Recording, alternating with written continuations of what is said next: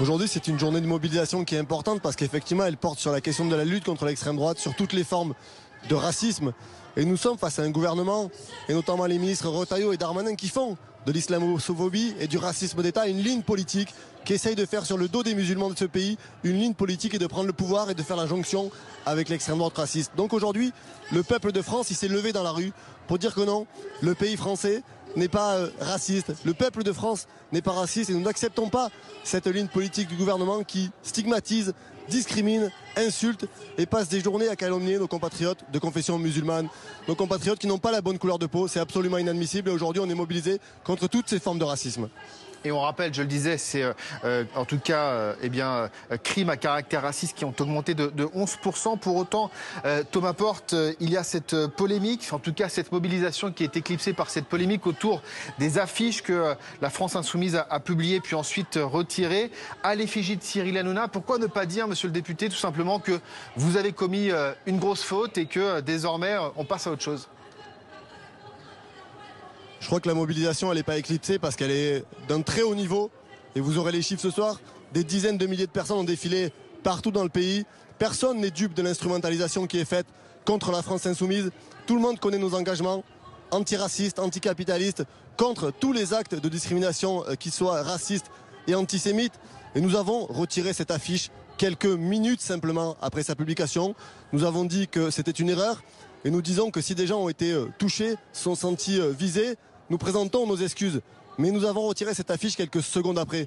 Pourquoi vous posez encore aujourd'hui la question de cette affiche alors que nous l'avons retirée? La mobilisation d'aujourd'hui, c'est une réponse magnifique à tous ces éditorialistes de plateau, à tous ces journalistes de cours qui ont passé des semaines à salir la France insoumise.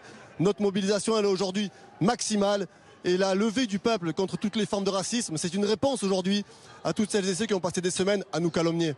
Mais Olivier Faure, il ferait mieux de se préoccuper de sanctionner un gouvernement qui compte dans ses rangs un ministre qui s'appelle Bruno Retailleau, qui fait l'apologie de la colonisation, qui insuffle la haine des musulmans dans le pays et qui est aujourd'hui maintenu au pouvoir et qui peut continuer sa haine parce qu'Olivier Faure n'a pas le courage politique de le censurer. Donc les leçons d'Olivier Faure, il peut se les garder de manière très claire. Et aujourd'hui, celles et ceux qui sont massivement mobilisés dans la rue, c'est les militants de la France insoumise, c'est les collectifs contre les violences policières, c'est les collectifs de défense des droits des sans-papiers. Voilà les gens qui sont aujourd'hui dans la rue. Encore une fois, nous avons retiré cette affiche quelques heures après. Nous avons expliqué pourquoi. Mais certains ont tenté de se faire une santé politique sur cette affiche. Où étaient les autres forces de gauche sur les derniers 22 mars? Où étaient ces responsables politiques dits de gauche du Parti Socialiste dans toutes les batailles contre le racisme, dans toutes les batailles contre les violences policières? Ils étaient aux abonnés absents. Donc moi, je veux bien qu'on instrumentalise la cause de la lutte contre le racisme, sauf qu'elle a des conséquences mortelles pour des gens. Combien d'émissions spéciales sur le plateau télé pour dénoncer le meurtre de Jamel, assassiné en août dernier par un militant d'extrême droite?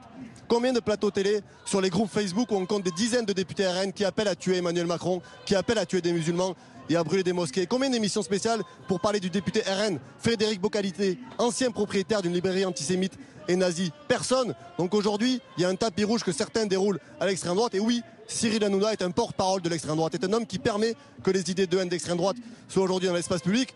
Et nous assumons de mettre des visages sur celles et ceux qui sont aujourd'hui les porte-paroles de cette haine, qui participent à leur banalisation. Et nous les combattrons partout et toujours. Et nous ne baisserons jamais les yeux.